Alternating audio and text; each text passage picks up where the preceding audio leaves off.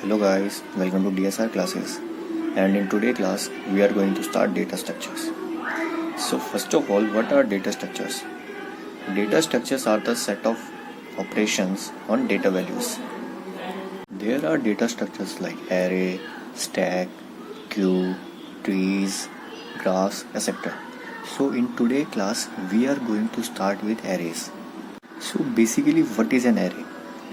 Array is a collection of values of same data type under a single variable name. That means what? Array is a like a container which contain values of same type. For example, if I have created an array of integer type, that means it can only store values of integer types, not of character type, not of float type, etc. etc. All the values stored should be under a single variable name. For example, suppose I am taking an array of integer type int a. Suppose its size is 5. I have taken an array. That means the variable with a. That means I have created an array of variable name a, in which only integers value can be stored and its size is 5. That means maximum to maximum only 5 values it can hold. So now what I have done, I have initialized an array of integer type in which I have initialized some values. So this is the way to initialize an array with some values. Similarly, you can create arrays of different data types and different sizes. Now we will discuss memory allocation in array. Suppose I have taken an array of int type with variable name a, and I have initialized some values 1, 2, 3, 4, 5, 6.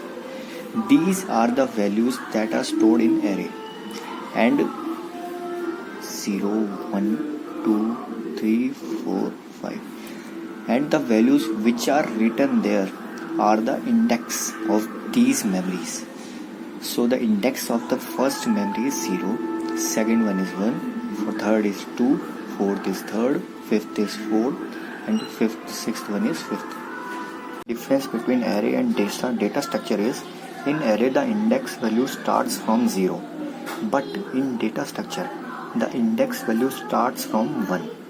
That means here for the first memory I have written the index value for array is 0, but in data structure it should be 1. It should be start from 1, 2, 3, 4, 5 and 6 onwards. Now we are going to discuss insertion in array. Insertion in array means inserting an element or a value in an array. Suppose here I have taken an array with variable name ARR. Here the size of an array is 5, and we have inserted the elements a, b, c and d, and the values and the index values are 1, 2, 3, 4 and 5. Suppose I have to insert an element e at the location value 3. I have to insert the value e at the location value 3. So what will gonna do in this case? For insertion take place at the location value 3, the value which is stored here will shift rightwards. That means e will shift there, e will come there, and c will shift there, and d will shift to the next. So basically what the thing is, in insertion the values are shifted to rightwards. Now here you can also calculate number of elements using this formula for any array. Suppose for this array, if I have to calculate the number of elements, so how would we calculate? Upper bound minus lower bound plus 1. Upper bound means the last index value and lower bound means the first index value. So in this case what will be number of elements? 5 minus 1 plus 1. That means the number of elements will be 5. Now this is the algorithm for insertion in array. So here we start. Firstly we have to initialize a variable I is equal to n, and n is size of array. In second step, what we will do is counter loop while I greater equal to k. That means we have to create a while loop in which I should be greater than and equal to k, and k is what? K is the inserting element location. Alright, so in third step, what we're gonna do, set array of I plus 1 is equal to array of I. That means we are shifting the value at position I to its next position.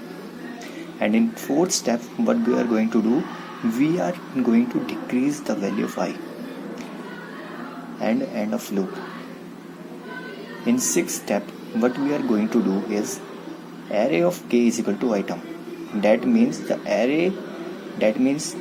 item which we have to insert, we are inserting it in the array at the location in which we have to insert the element.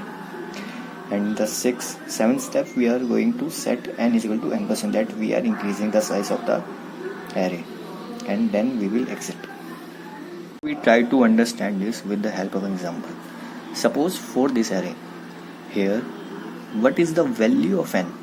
Here the value of n is 4 because only 4 elements are inserted, so the size here is 4. So we will take n is equal to 4.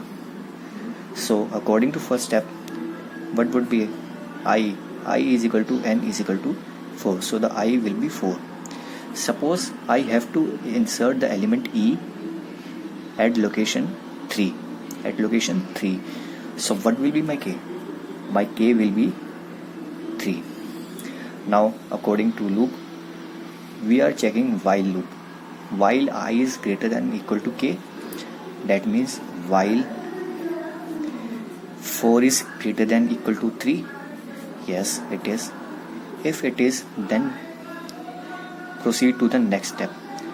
In this step, what we are going to do is shifting the value to its next position.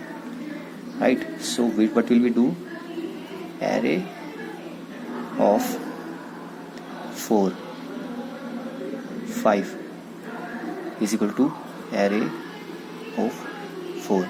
That means the value which is at 4th location in the array is shifted to the location value 5.